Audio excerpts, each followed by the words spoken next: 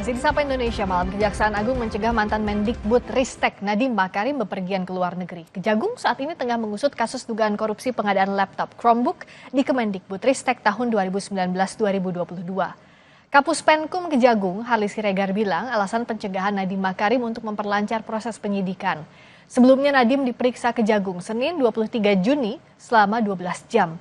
Namun usai memeriksa sejumlah mantan staf khusus dan Nadiem, penyidik Jampitsus berencana memeriksa ulang mantan Menteri Pendidikan tersebut.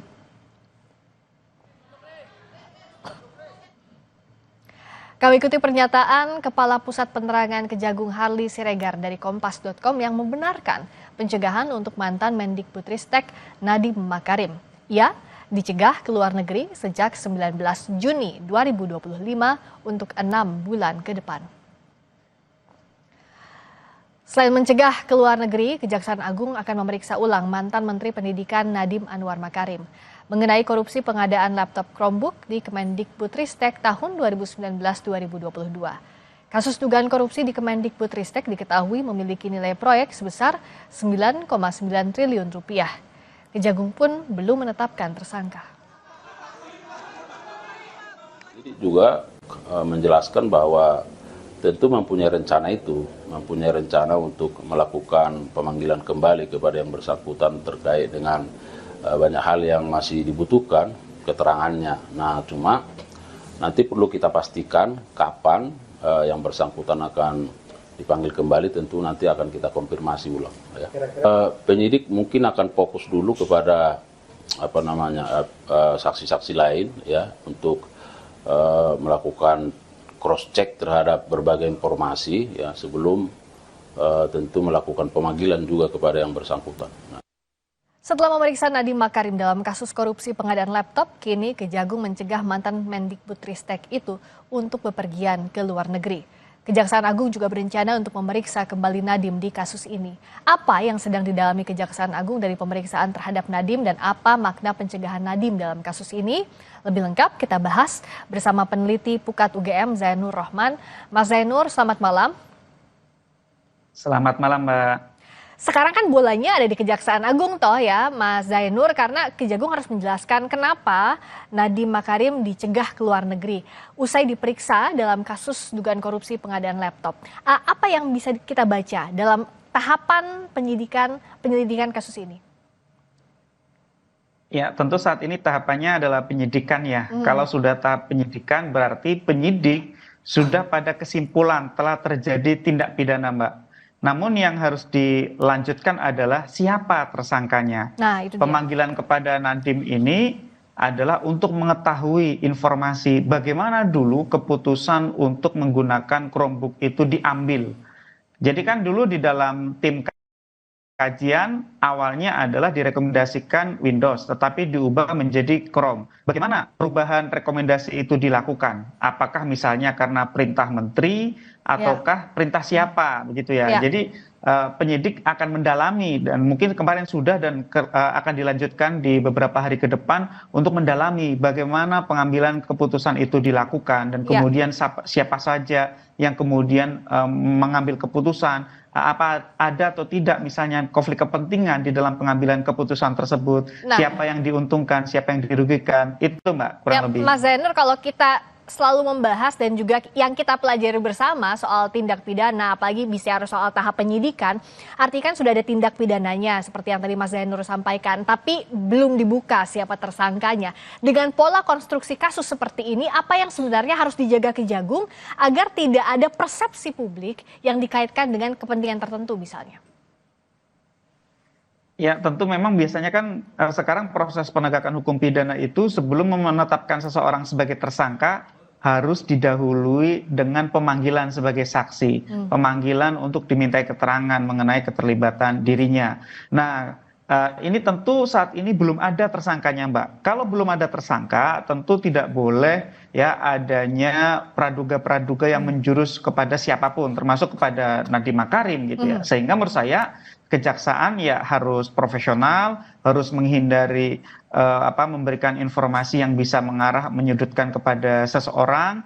Publik termasuk jurnalis juga harus menjaga presumption of innocent.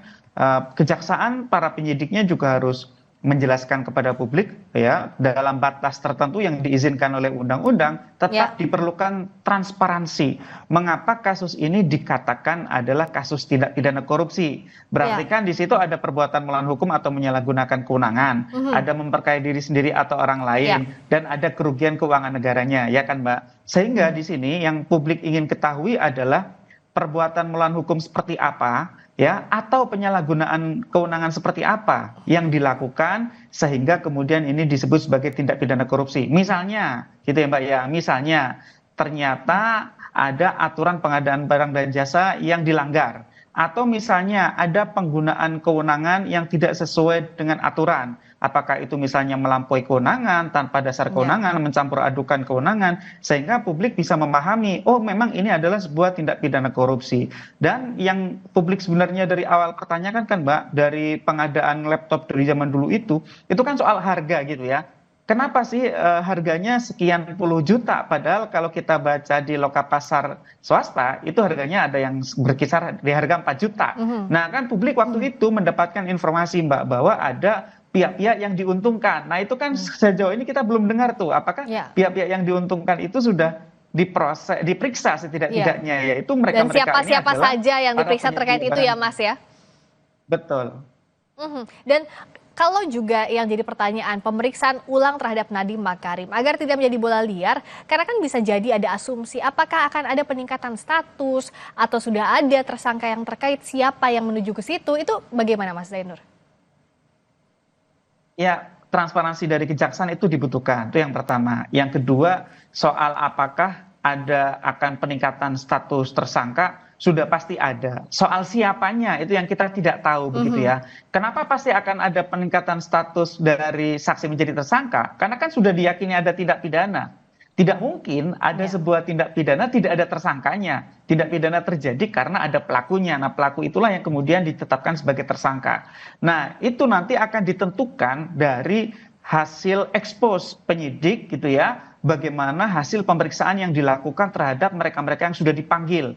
Dan jadi nanti akan dikonstruksikan bagaimana kejadian itu dulu terjadi. Siapa yang mengambil kebijakan, siapa yang mengintervensi untuk mengubah dari Windows ke Chromebook, siapa yang mendapatkan keuntungan, siapa yang memiliki konflik kepentingan, dan siapa yang melakukan perbuatan melawan hukum, khususnya yang kedua adalah siapa yang melakukan penyalahgunaan kewenangan. Nah itulah yang kemudian mereka itulah yang akan dimintai pertanggungjawaban secara pidana dengan ditetapkan sebagai tersangka. Tetapi meskipun nanti pun misalnya sudah ada penetapan status tersangka, publik juga harus mengedepankan prinsip presumption of innocence, bahwa mereka belum tentu bersalah sampai ada putusan pengadilan yang berkekuatan hukum tetap, Mbak.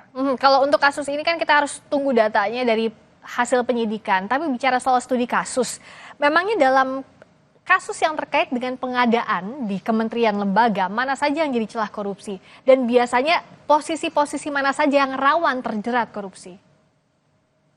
Ya biasanya yang paling rawan tentu adalah di panitia pengadaannya Mbak. Yang kedua adalah pengguna anggaran, ya kuasa pengguna anggaran dan pengguna anggaran. Nah biasanya panitia pengadaan barang dan jasa itu sering diintervensi oleh pengguna anggarannya, yaitu apakah kepala daerah atau menteri atau kepala lembaga. Mereka sebenarnya misalnya sudah on the track, mengikuti aturan, mengikuti prosedur, tetapi biasanya ada petunjuk-petunjuk tuh dari pejabat tertingginya.